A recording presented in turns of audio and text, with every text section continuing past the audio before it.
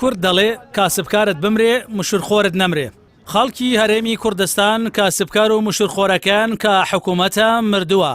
نەئەوەتە بە دوای ڕێگە چارێکدا بگەڕێ لەو دۆخابووریە ڕزگاری بکە کە 10 ساڵە بەدەستیەوە گیرۆدەیە، نە لەگەڵ حکوومەتی ناوەندیش ڕێک و ڕاست دەچێتە پێشێ و وەک ڕێککەوتنی ڕادەستکردنی نەوتی واژۆ کردووە کێشە و کەم و کوڕیەکانی خەرجی و داهات و لیستی موچەخۆرانیش چارەسەر بکات. لە نوێترین ڕوونکردنەوەیدا کە ڕۆژی چوارشەممە 18 مانگە بڵاوی کردەوە، وەزارەتی دارایی فدرال دەسەڵاتی هەرێمی کوردستان بەوە تۆمەتبار دەکات کە بەهۆی بوونی کەم و کوڕەی لە تەرازوی پێداچوونەوە، میزان و مراجعە و پابەند نەبوون بە ڕێو شوێنە پەیڕەوکراوەکانی پارەدارکردنی موچە لەلایەن دەسەڵاتی هەرێمەوە موچە دواکەوتووە. دوابەدوایەوە ڕاگەیاندراوە سۆران عومەر سەرۆکی فراکسیۆنی کۆمەڵی دادگەری لە ئەنجومەنی نوێنەرانی عێراق پاڵپشت بە ژمارەیەک نووسرا و ڕاگەیاند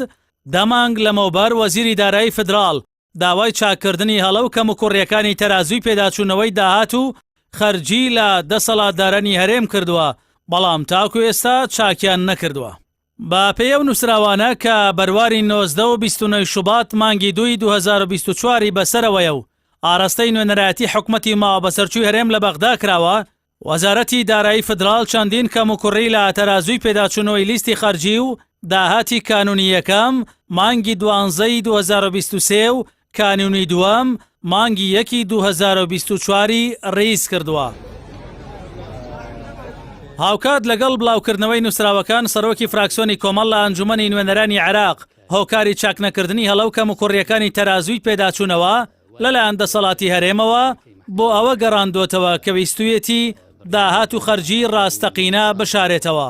لە خاڵی دوو لە بڕیاری دادگای فدراڵی تایبەت بە موچەی موچەخۆرانی هەرێمی کوردستان لە 21 شوبات مانگی 2 ساڵی 2024دا باشکرا هەرێمی کوردستان بە پێشکەشکردنی تەرازوی پێداچوونەوەی مانگانە بە وەزارەتی دارایی فدرال پابەند کراوە.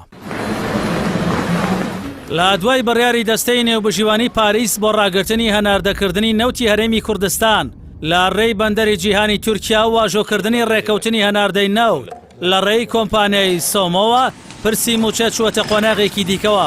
بە تایبەت کە بەغداد پارەکەی دەنێرێت و لە بەرامبەریشدا دەبێ هەرێم وەک لە بڕیاری دادگای فدراڵیش داهاتووە داهاتی نەوتی و نیوە لە داهاتی نانەوتیش بە پێی یاسای بودجە بۆ ناوەند بگێڕێتەوە. چەندین جار وەزارەتی دارایی فدرال و لیژنەی دارایی ئەنجومەنی نوێنەرانی عێراق بە ئاشکراوە تویانە کە هەرێم هیچ داهاتێکی نەوتی ڕادەستی بەغدا نەکردووە. لە داهاتی نێوخۆش بە پێیپەیجی فەرمی وەزارەتی دارایی هەرێم دوایین بڕەپارەی داهاتی نانەوتی کە خراوەتە سەر هەژماری بانکی وەزارەتی دارایی فدرال